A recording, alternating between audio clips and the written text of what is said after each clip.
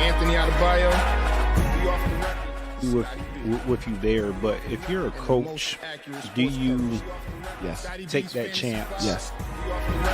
You can reach us at theofftherecordshow@gmail.com. Anthony Adebayo and the most accurate sports coverage. Scotty B's Fantasy 5.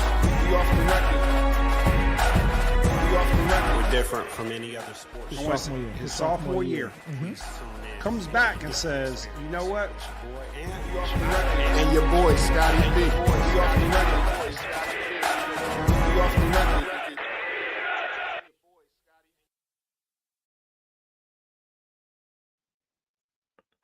You're Scott, you there? Oh, I'm here. No. It takes a second to come off of mute. All right, man. What's going on? This is Off the Record. I'm Anthony Adebayo. Boy, Scotty B, man. We've been doing this for too long, man. We've been doing this for too long. It is always a different adjustment when we're in the same room, opposed to when we're doing the show like this. Right. Lot different. But needless to say, we get adjusted. But yeah, man. So we again, this is a Saturday morning edition. I feel like, hey, we may miss a Thursday, but we can't miss a week. I mean, well, we miss weeks too, but still, things happen, and we here. So, it's a lot to talk about. We got college football. There's a lot of Travis Hunter hate going on. We'll talk about that. NFL is going into week 14, right? I think week 14 now. This NFL season is flying by, man.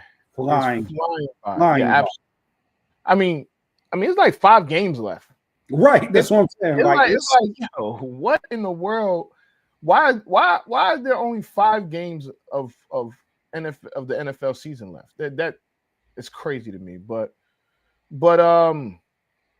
nonetheless, I mean, we gotta do what we gotta do, and we gotta report on it. So again, there's a lot to talk about. Let's start with I guess we can start in the NFL. Okay. Yeah. So again, like we said, it's 5 weeks left, and I do like, and I'm not being funny, right? I do want to talk about the 49ers, right? And not we gotta talk. We do gotta talk on some like serious stuff. So yeah, as we know, like a few weeks ago, a couple months ago, Charvarius Ward lost his daughter, and then I think it was last week, Trent Williams, they lost their child, which I mean, and then with everything happening with Christian McCaffrey now being back on the injury reserve, Ayuk was already out, Debo's dressing like a baby mama, among other things. It just seems like it's one of those years. It feels like the season's like a wash, right? It doesn't. It's like me personally, I wouldn't even hold this season against. Like, it's just one of those seasons where everything's gone wrong. What are your thoughts? I couldn't agree more.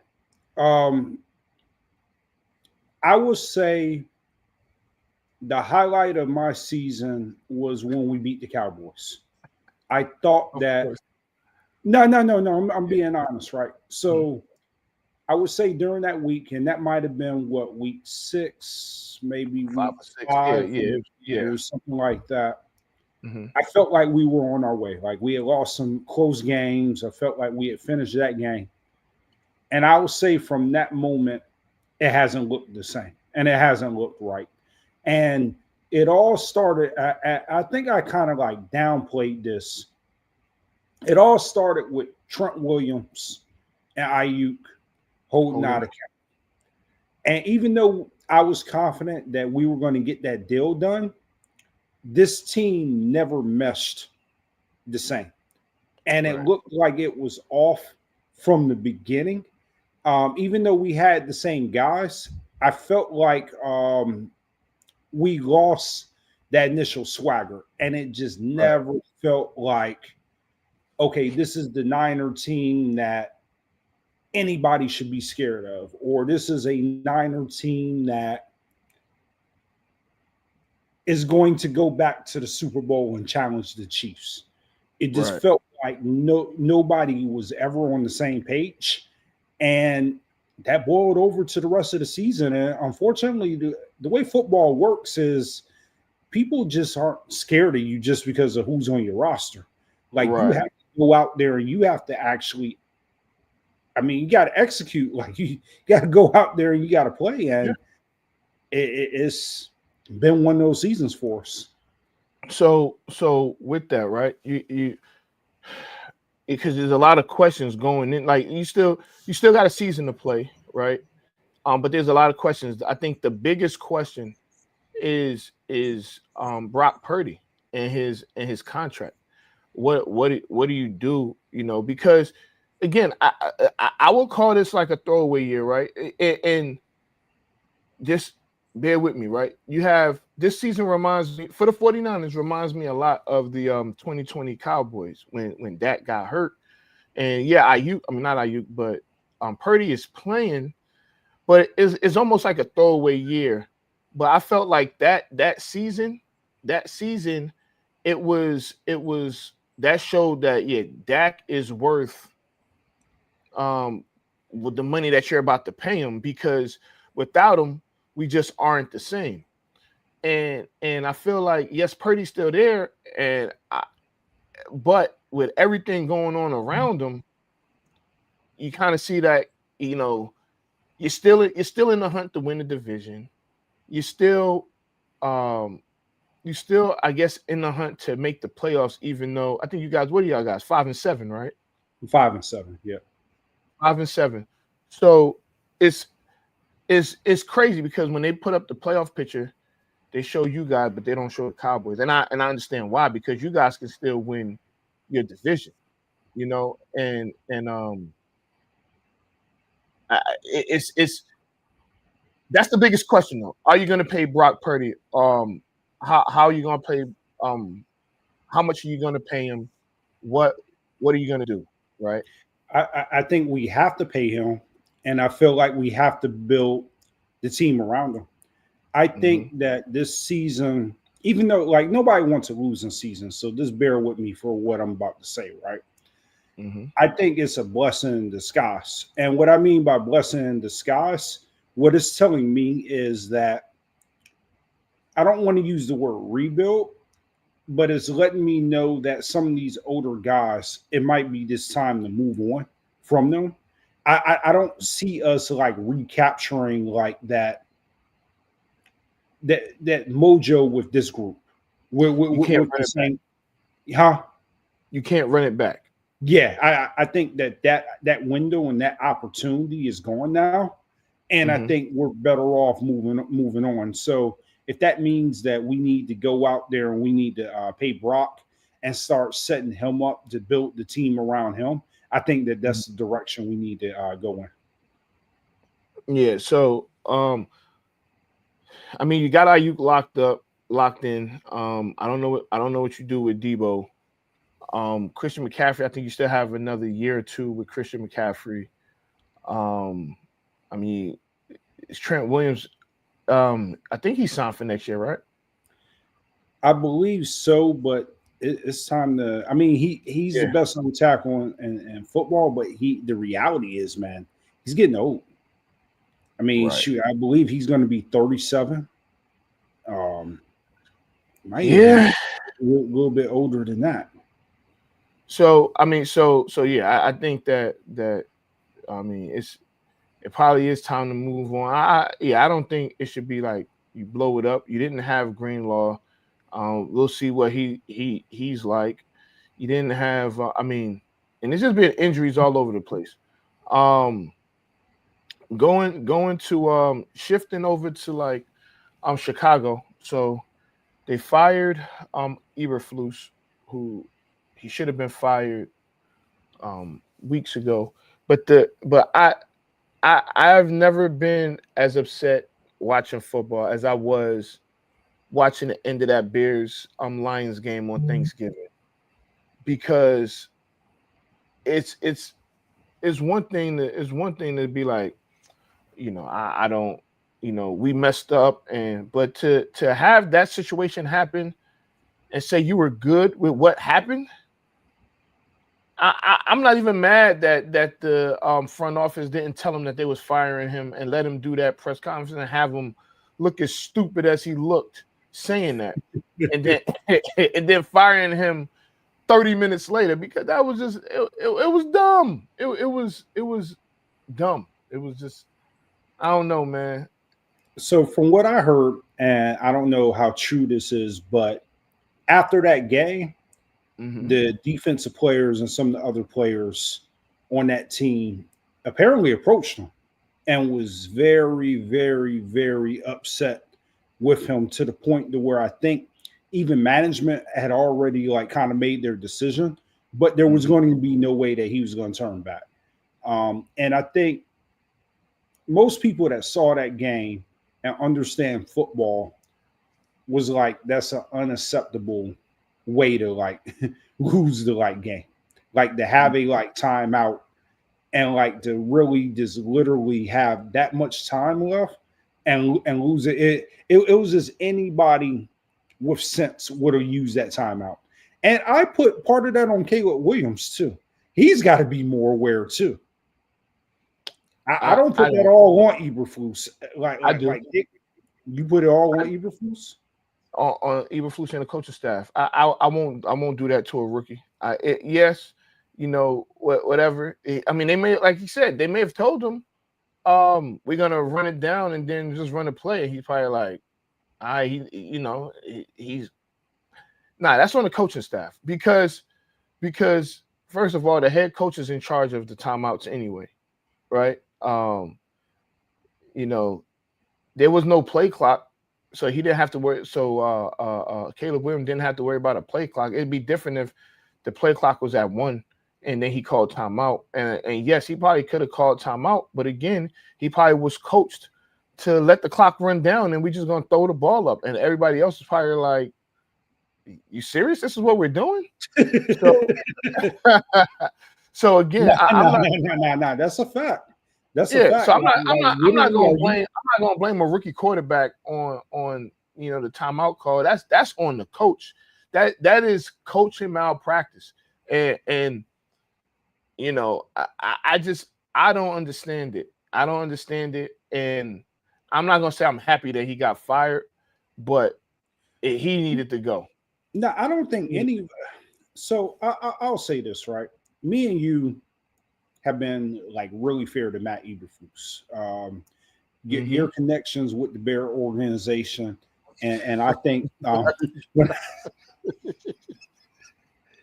I'm serious. Like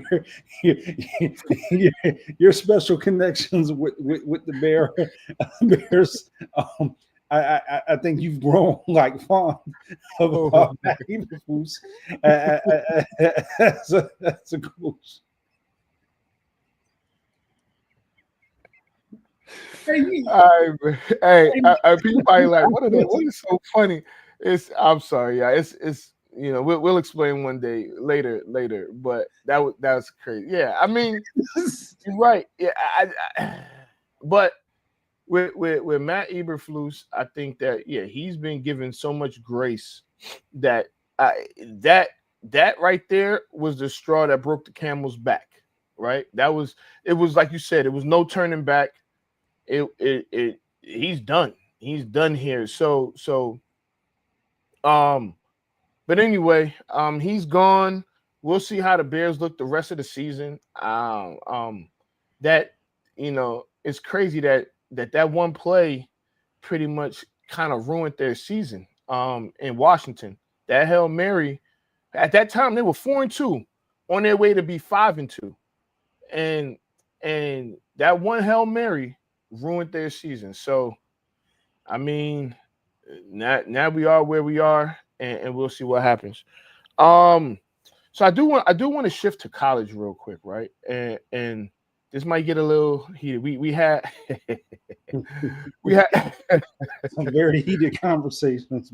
yeah. We had some. It was like, as people know, we're both Michigan fans. But we are on total opposite ends of the spectrum when it comes to Coach Moore, Sharon Moore. Yeah, we're on both ends of the spectrum, and that's okay. That's okay. Before we get to Michigan, let's talk the college football playoffs. I myself had a heated conversation about Notre Dame yesterday and the SEC, right? Is this, I guess, misnomer that there's this misnomer that if Notre Dame was in the SEC, they would be a bottom of the barrel team. For whatever reason, that it's just I should add some people to the conversation today, but not today. They're gonna have to just listen. But I don't think that going into Texas A&M, first game of the season, 107,000 fans in the building, should be taken lightly as just, Texas A&M is a top 25 school, and for not Michigan, but for Notre Dame to go in there and win that game, I think says a lot. Did they lose to Northern Illinois? Yeah, but since That's that their only game, loss, right?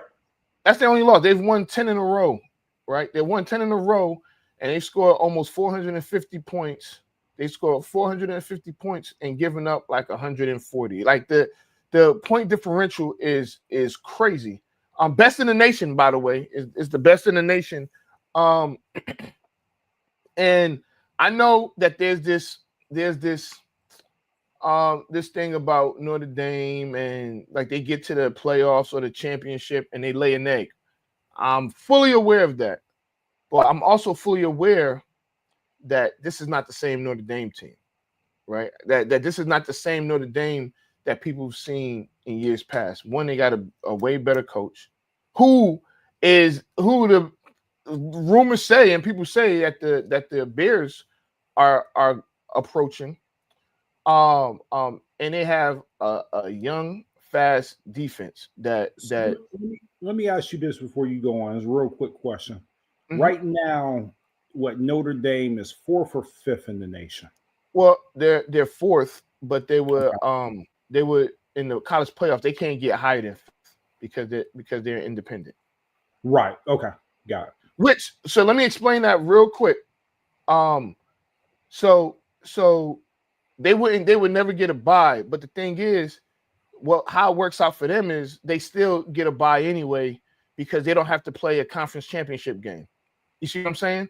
So and there's nobody. There's only conference championships this week, right? And then next week is I think there's only one game, Army Navy, and then the Heisman and all the awards and stuff, and then the playoffs are the next week. So from their last game, they'll have 2 weeks off. When some of these teams are only gonna have a week. Like, so Texas, if they win the SEC, they'll have 2 weeks off. They'll have next week off, like everybody else does, and then they'll have that bye. And those top 4 seeds will have that bye the weekend of the 20th. So I think that right now they're like the projections say that they will play Alabama, right? And let me get my phone right now, and I'm gonna tell you what the temperature is in South Bend, Indiana. The temperature right now, I hold my phone up. Can you see that? Can you see that? Well, my daughter's calling me. I'll call it back. It's 26 degrees. Yeah, okay. 26 degrees, right? So you mean to tell me, and right now it's 10 o'clock in the morning. So you mean to tell me more than likely Alabama versus Notre Dame is going to be a night game? Alabama versus Notre Dame is going to be a night game, right? And you're telling me that that's not going to affect a team from Alabama. I know Alabama, and this is not the same Alabama. Bryce Young, Tua, Waddle, all those guys ain't Devontae Smith. Those guys ain't walking through that door right now. I don't think that this is that Alabama's a world beater. They have some bad losses. I know people were talking about Northern Illinois, but they have some bad losses to unranked teams. So yeah. So not to get off course, I personally think that if Notre Dame was in the SEC, would they be 11-1? Probably not this year, but would they be competing for a playoff spot? Absolutely. Here's my thing about the SEC, and I've always felt this way. I've always felt like the SEC is top heavy. Like the bottom tier teams, like let's not act like Tennessee. But Tennessee's not about Tennessee is nice this year. They're nice. They've been good. They've been good the last few years. Are they nicer than Notre Dame? I don't know. I don't think that they're automatic. Oh, Tennessee is gonna just walk. No. I don't. I think that the top 4 teams in the SEC right now is Texas, Georgia, I think Tennessee, and probably Bama. And if you're telling me that I've seen Georgia play, I've seen all of them play, and you're not telling me that all of that Notre Dame's not beating any of them. That is no way. So I got a question now that you bring that up, because that's the biggest game, Texas versus Georgia. Who you got? Absolutely. It's hard to beat a team twice. Texas lost to Georgia, right? Texas lost to Georgia. Yeah, and I mean, what was clear Texas lost to Georgia, and Texas lost to Georgia and beat Alabama, right? Right. But Georgia came out there ready to play when they played Texas. It was a game to where they were ready for. And I don't think that Texas will be that unprepared this time.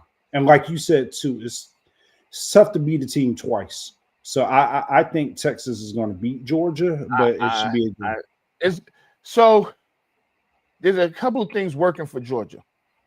One, Texas mascot is not at the game. 2, the game is in Georgia, is at Mercedes-Benz Stadium, and 3, they lost already to them. So with that, I was picking Texas to win this game, but I'm not saying that with the most confidence. But I think Texas. I think Texas wins the game tonight or this afternoon. I also think, I think the new teams go. I think all the new teams win the conferences. I think SMU beats Clemson. I think Texas beats Georgia, and I think Oregon beats Penn State. I got all the new teams to the conferences. So I do have Oregon over Penn State. It's something about Penn State. I could never root for Penn State, even though they're both in the Big Ten. But Oregon is Oregon is not even like.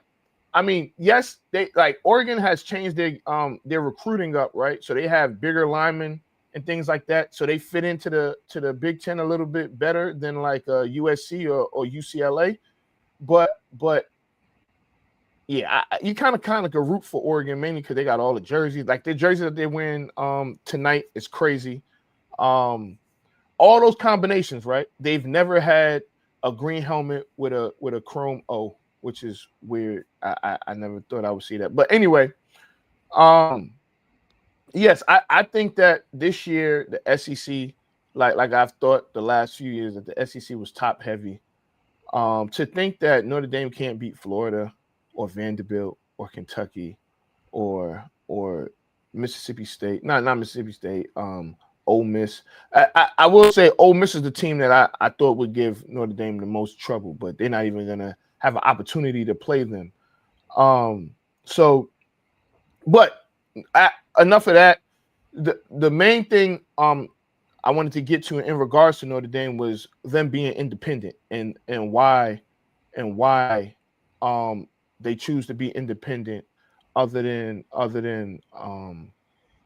go join a conference. Now we all know that they are in the ACC for every other sport except for football. But part of it of why they're independent, one, the revenue sharing. They don't have to share any of their bowl or the conference. They don't have to share any of that money that they get from the playoffs, the bowl games, any of that. They don't have to share with anybody because they're not in the conference for football. Two, they have more control over their schedule, right? So if they were in the ACC or the Big Ten, now granted, they play mostly ACC schools, right? Their schedule, they play 5 ACC schools a year, right? But they're always going to play. And they get a chance to protect their history and the rivalry games. So they're always going to play Purdue because that's an in-state rivalry. They're always going to play Navy, and they're always going to play USC, right? Then you have 5 ACC teams. Then you mix in the Texas A&Ms. So like next year they play Miami, they play Texas A&M, they play Boston College. They have a rotation. This year they play Army and Navy.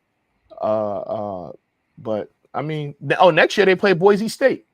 They play Boise State next year. So again, you get control over your schedule. And you don't have to share revenue. I mean, not having to share your profits is a that does it right there. So, right. Yeah. So it's like, well, shit. I ain't gotta give these people $10 million and they only got 1 win this year. Absolutely, because Mississippi State is going to get all that money that Texas and Georgia are earning them, and they ain't won a game in the SEC this year. So, all right, Michigan had to get Michigan. people put your seatbelts on. Put your seatbelts on, and so you have Sherrone Moore. We've already talked about our differences of opinion with him. But it's been a week since the game. From the conversation we had on Sunday, has anything changed from Sunday until now? Yes. Okay. I don't. So here's the thing, and just buckle your seats. I'm going somewhere. Okay. So, Coach Moore, I don't necessarily agree that was the right hire. Mm-hmm. I don't have any biases toward the guy. I just would have liked us to expand our coaching search.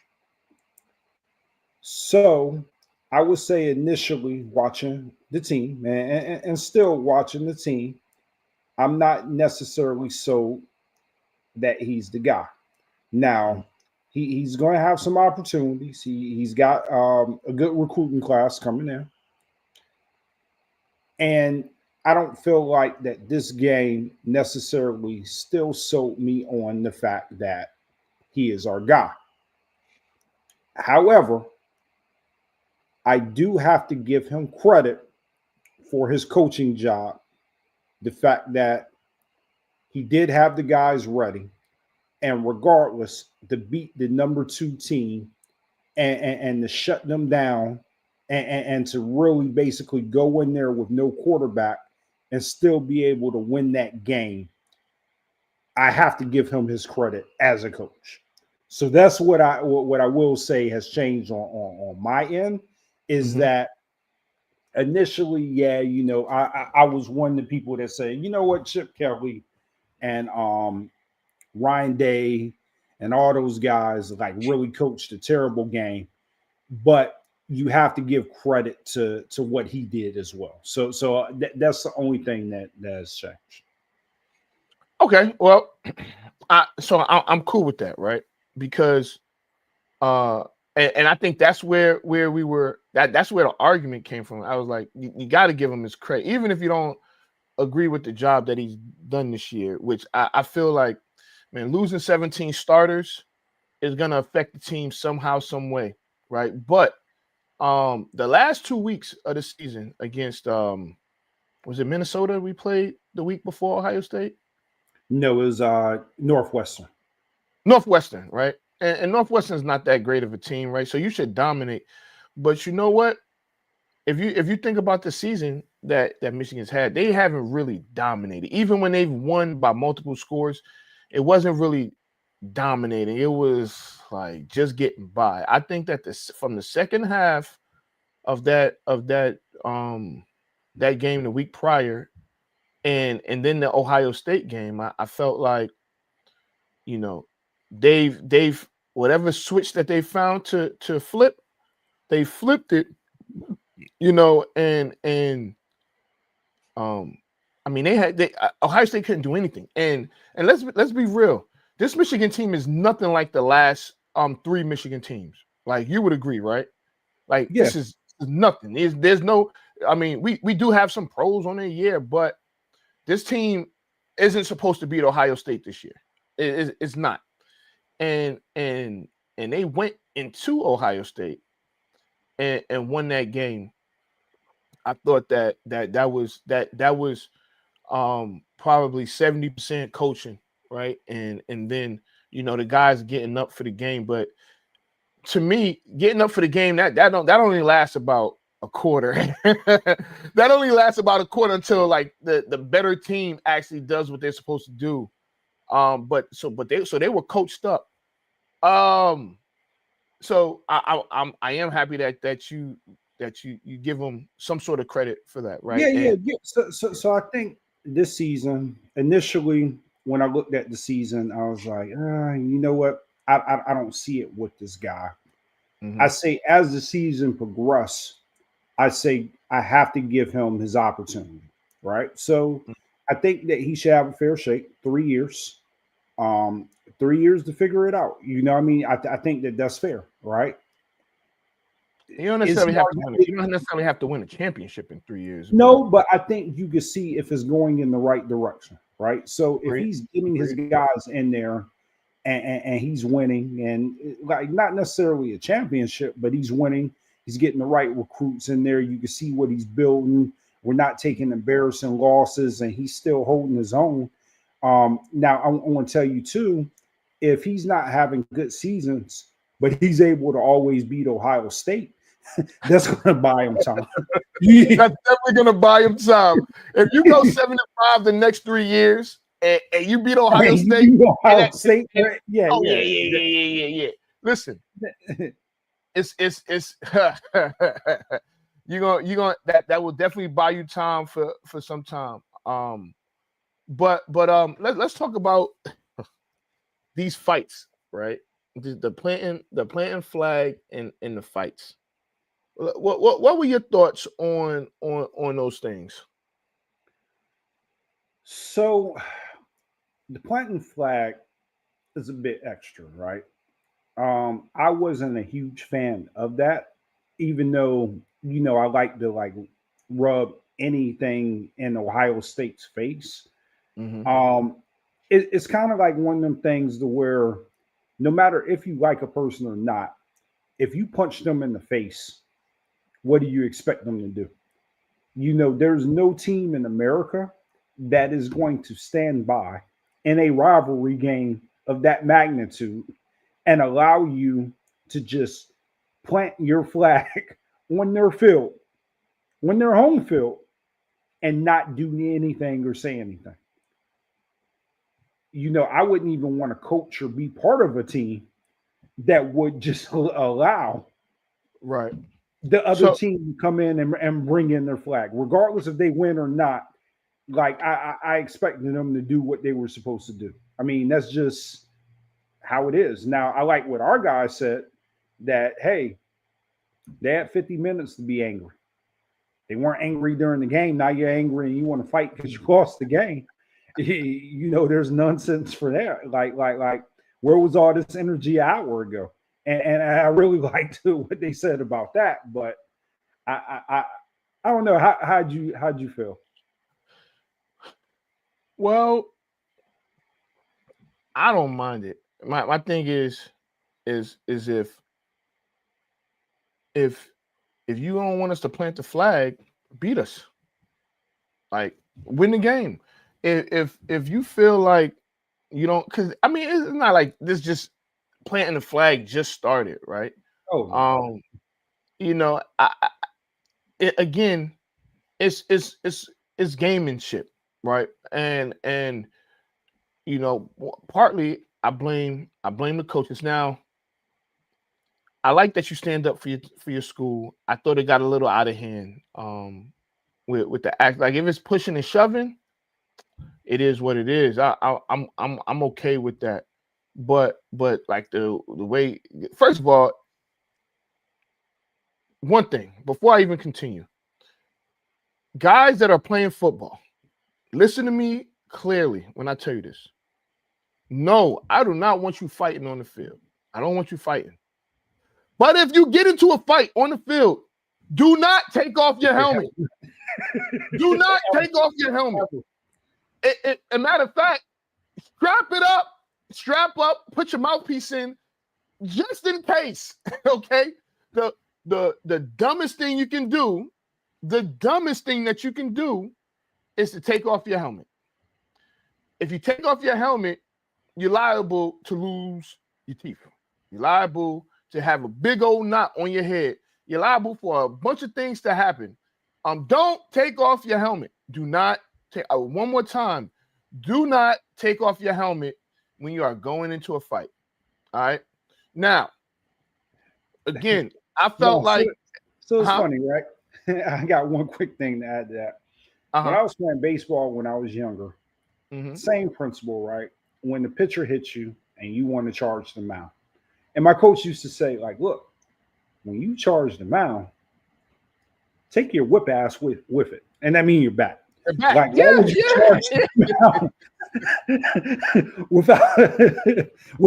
without your bat? All right. So I guess it's the same principle as if you're in a fight. Why would you take off your helmet? It doesn't make any sense, especially when they have their helmet on. So with that, I think that in all these games where there were fights, I feel like you got to wear that one. You got to wear it. You can't go there fighting. First of all, you look stupid. You lost the game, and let's be honest, Ohio State kind of lost that fight too. I mean, they lost the game. Then you try and fight. You kind of lose. You got a random Michigan fan coming and stealing back the flag from guys that are. I like, man. You know what, y'all? You lost the fight too, man. But it looks weak, right? You lost the game, and now they're planting the flag. They're celebrating, and you want to fight? You want to fight? Like, the seniors at Ohio State have never beat Michigan. The seniors at Ohio, let's put that in perspective. The seniors at Ohio State have never beat Michigan. Unless you were a fifth-year grad student, and more than likely you wasn't at Ohio State. So that's it's crazy, but you got to wear that. If you lost the game, they planting the flag. It is what it is. You go to the locker room, right? But trying to start a fight and stuff like that after you just played a football game, like, you look weak. You look weak, and I think that Ohio State. I think what's saving Ohio State, I mean, not Ohio State, but Ryan Day's job is that they're going to make the playoffs, and they have an opportunity. That's exactly it. That's the only thing that saved his job, because he looked stupid while they was fighting. He just standing there, like, just looking around, like, what are you doing? Like what are you doing? Like, you look weak as a coach right now. So luckily for him, they're going to the playoffs. They'll probably be like a 7 or 8 seed or something like that. And it's just crazy. But I don't mind the flag planting. It doesn't have to be done, but if you're the losing team, you can't be mad that they're planting a flag. You should have beat them. Because one thing I can guarantee, if you win that game, they ain't planting no flag. So yeah, man. So yeah, man. I feel like you gotta wear it. You can't be like, yo, I don't like them planting flags, so I'm gonna fight. You look weak. So again, we'll see what happens, man. I think both teams were fined. I don't know what happened I know NC State and North Carolina, they fought. I mean, it was a couple of other people. So it were mascots fighting, So it was there was a lot of angry folks last week. And it is what it is. But I know it's almost time to get out of here. I do want to, again, give a shout out to the Wakefield Warriors. We got our banquet today. Later on this afternoon. Special guest speaker is Austin Ekeler. I promise I'm not going to bring up the Cowboys game because yeah, don't do that. That wouldn't be right. That wouldn't be right. I did. So a couple years ago, I was at another school, and Darryl Green came to talk to the kids, right? So the funny thing is, Darryl Green's a Hall of Famer. He has all of these accolades, but a lot of kids didn't know who he was, right? So I mean, he's played at this point. Shoot, probably 25 years ago. What he retired in maybe 2000, 2001, something like that. Yeah. So I mean,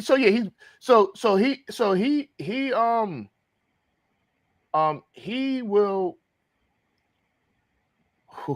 What a game! So he will. The funny thing. So here I lost train of thought. So the funny thing is, when he was talking to him, he was telling him how he was the NFL's fastest man, right? Uh-huh. And he was talking about a story. A lot of kids were bringing up Deion. Deion at Prime this is. I don't even know if he was at. I forget what year that Prime got. He got to Colorado last year, right? So this is before he got to Colorado, and all they talked about was Prime. He was like, yeah. You could tell him he was scared to do the fastest man competition, because he didn't want to lose to me. But he was like, but I was the fastest man in the NFL for years, and I proved it. And I was just like, yeah. So it's like talk, yeah. yeah. I mean, he was talking. I was like, yeah. So again, you got we got Austin Ekeler here today, and it'll be interesting to hear his story. It'll be interesting to hear his story today. And we'll go from there, man. But I know you're in the so we're in this Madden League. I'll bring up the Madden League one more time. Scott's a little distracted, y'all. He's not. Don't think he's down there reading a book. He's not reading a book. This Madden League is very serious, right? So right now it's tied up, and he has the ball. He just got an interception, and is 30 seconds left in the game. You know what? We're gonna be here for a play-by-play. So it's 20 seconds now, and Scott is on his own 42, and he's trying to get a field goal. He is now in field goal range. He threw a pass down to the 35-yard line, and no more time because he didn't have any more timeouts. So they are heading to overtime. I don't know, but hey man, well, I'll get a picture. I don't know. I haven't never really been one to ask for autographs. So. I may get an autograph for you because but anyway, yeah, man, it's gonna be cool. It's always good listening to some of these guys that made it talk to the youth, right? And like these guys, the guys that we coach now, they need it, man. They need to hear those stories. They need to hear all of those things. And so the fact that we can get some guy that's in the NFL and could tell these guys what it takes to make it there, because he knows. I mean, he knows what it takes to make it to the league.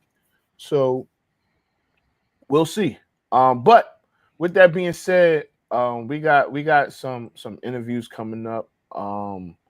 You know, and we'll post them soon.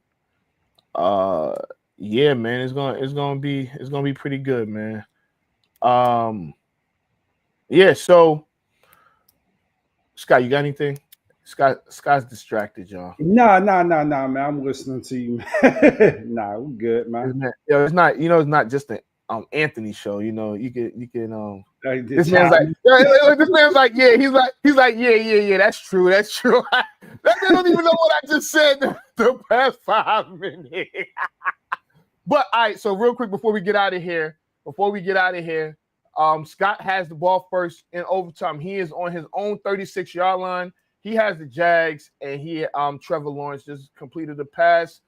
He is at his own 49. It's 1st and 10. I'm gonna give you the rundown because this may be it. So Trevor Lawrence is a superstar X factor. Scott coached him up. So he's back to pass. He throws it underneath for a 1 yard. A no gain pass. 2 yards. No, he got 2 yards. He got 2 yards. There's 4 minutes left in overtime. And they're running the ball. No gain. All right. 3rd and 8. What will they do? Will they throw the ball? They need to get a first down here. Scott, your team needs to get a first down. It's never been seen before. I will show the game on they got the first down. They are now at their opponent. They're at the Seahawks 41. I'm going in. Will they score a touchdown or will they kick a field goal and give the Seahawks another shot to get the ball? He's back to pass, wide open underneath, 5-yard gain. This is crazy, man. But I'll come back to this game. But yeah, so you know,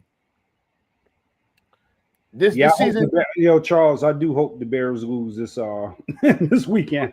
Oh, they play the 49ers, right? They play the 49ers. So real quick about that game. That game is in Santa Clara. And man, they look so cold. Like they did not want to be in Buffalo last week, right? Oh my God. They didn't want to be in Buffalo. And it was, you can tell it. Like if there was one time I ever say, I'm not gonna say that they quit, but they didn't want to be there. And you can see it on their face on the gameplay. So Scott throws the ball in the flats. He gets tackled. Time is ticking. Anyway, but they play at home this week, and I actually picked the Bears to win, mainly because nothing tells me that the 49ers are gonna win this game. I'm not saying that they're gonna lose the rest of their games, but it's gonna be difficult. I mean, and it's always different when a team is replaces their coach. It's always another. Scott just got sacked on 3rd down. Is now 4th and 12 with 37 seconds left in overtime. So he kicks the field goal. He makes the field goal. He is now up 31-28 with 33 seconds left in overtime. The Seahawks has a chance to come and either tie the game or win the game. And I do want to talk about, oh my gosh. There are 28 seconds left to run the returner returned it back to their own 40. So we're going to talk to this game because there's one more thing I want to talk about with being up 3 towards the end of the game and being up 6. So now the Seahawks it was a 3-yard gain on 1st down. It's 24 seconds. They called timeout. But when teams incomplete 3rd and 7 with 21 seconds left in overtime. When teams change coaches, there's always that little edge that they get, that little boost of whatever. Play action. Oh, field goal range. The Seahawks got it down to the 27-yard line with 13 seconds left, and they are kicking the field goal right now. That'll give the the Jags the Jags have called timeout to freeze the kicker. Why are they kicking it with 13 seconds? I don't know. It may be a coaching flaw. This may be coaching malpractice as well. The game is now tied with 10 seconds left, 31-31. Scott's Jaguars will still get a shot to at least they shouldn't have called that timeout because now they don't have any timeouts. So now they got 6 seconds. They have 6 seconds for one play, unless there's a penalty. Let's see what happens. Let's see what happens in that situation. He's sitting back there. This is definitely going to be the last play over the middle, and it's going to end up in the tie. Oh, that sucks. All right, so back to that. So this is what now the game ends. The game ends in a tie, right? So in that situation, it was 4th and 12. So I understand you going for the field goal. But if it was regulation, I'll give you an example. The Cardinals, I think it was the Cardinals and Vikings, I believe it was. I forget. But the Cardinals, it was 4th and 1, and they could have, they were up 3. They were up 3, and they kicked the field goal. So me personally, I think they should have went for the touchdown to go up 10, right? Yeah. Or even if it would have put them up 7.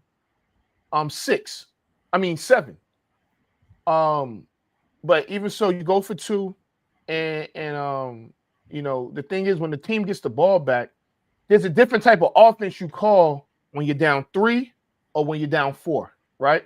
Because if you need a field goal when it's 4th down, if let's say it's 4th and 5 on the 30, right? If it's 4th and 5 on the 30 on your opponent's 30, you're gonna go for it, right? And if you're down 4, if you're down 3, you just kick it, you tie the game up. But when you're down 4, you're gonna go for it, right? So it's almost like you're forcing them to go for it on 4th down by you going for it on 4th down and taking that chance. So there's a difference between. So it's better to be up. It's better to be up 3 than 6. You see what I'm saying? So I got a question, and this is something that, last thing before we go. Baseball has this new thing that they're talking about. It's called the Golden At Bat, right? So they haven't worked out the rules, but basically what they want to do is they want to be able to sub in the player at key moments for at bats, right? Mm-hmm. So basically, like if you're in the 9th inning and you're at the bottom of the lineup, and let's just say that you've got the Dodgers and you want to bring in Ohtani, even though he's batting and he still play, you can bring in Ohtani at that key moment. How do you feel about that?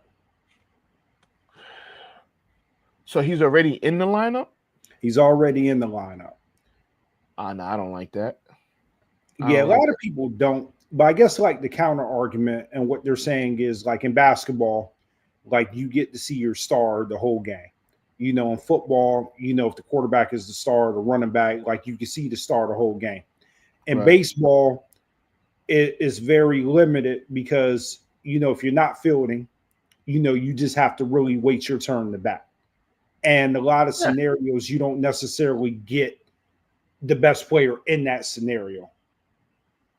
And so it's hard to really like build up the stars in baseball without, having that excitement to where, okay, well, a team could sub in somebody or they could do this. So it's on the table. A lot of the purists don't like it. I don't like it. Yeah. What are your thoughts on it? I don't like it either. But I do think that baseball at the end of the day is struggling to get their marquee players out there.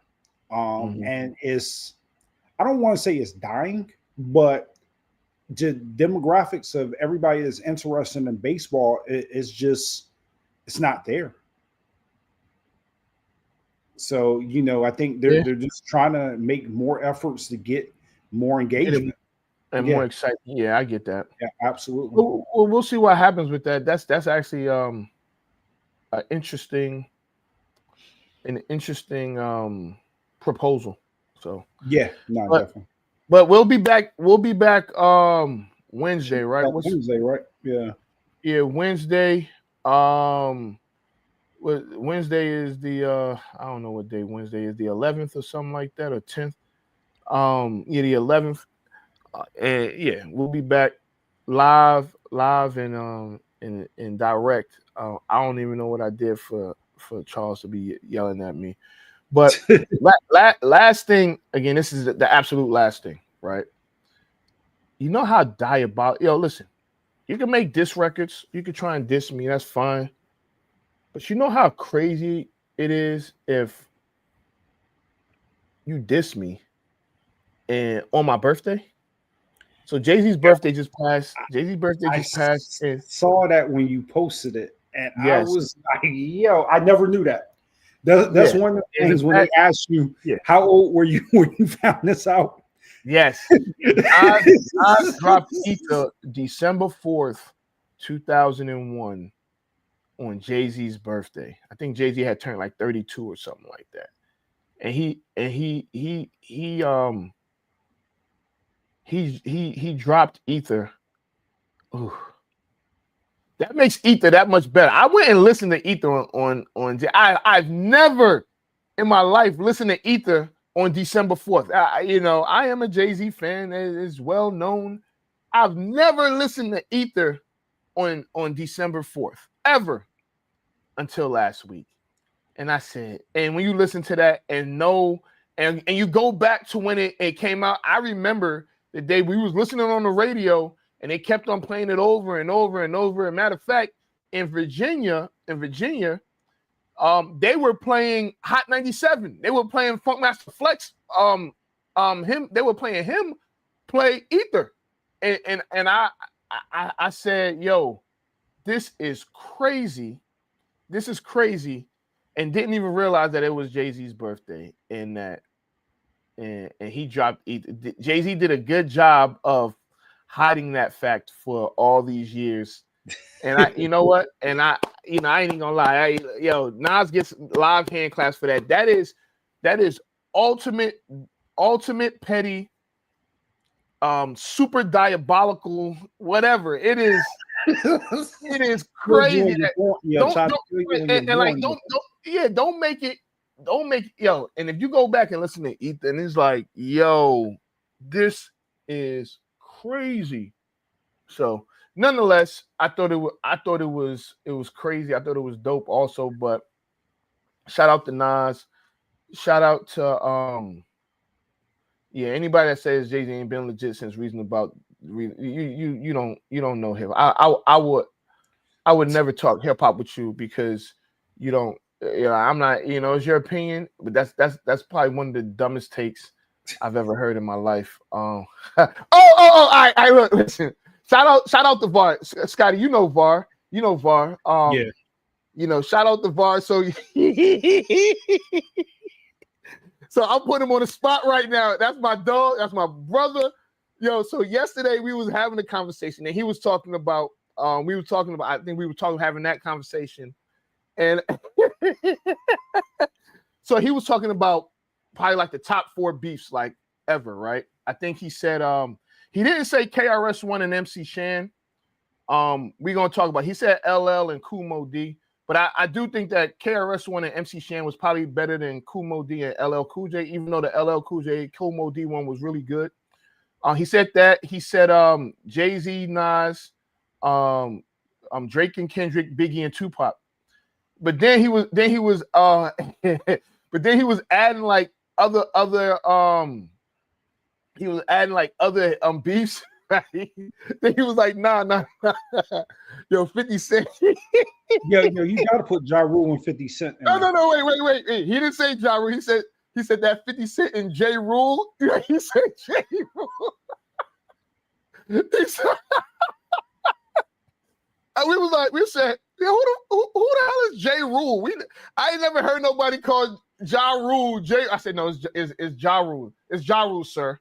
it's Ja Rule. So, but yeah, he calls him J Rule, and I thought that was the funniest thing I've heard in a long time. But yeah, but 50 Ja Rule was probably the most one-sided beef in hip hop history. He definitely ruined Murder Inc. and Ja Rule's career. But we got to get out of here. If y'all don't see The battery. that joint over there, that joint is beep beep beep. That joint gonna go black in a second. It's hilarious, but nonetheless, man. Shout out to J Rule and Murder Inc. But nah, man, this is Off the Record. I'm Anthony Adebayo. It's your boy Scotty B. Yeah, you ended up in the tie, yo. This is crazy. I'm Don't. It's okay, man. We out. We gotta go. Anthony Adebayo. With you there, but if you're a coach, do you take that chance? Yes. You can reach us at the Off the Record Show at gmail.com. Anthony Adebayo. And the most accurate sports coverage. Scotty B's Fantasy 5. We're different from any other sports. his sophomore year. Comes back and says, you know what? And your boy, Scotty B.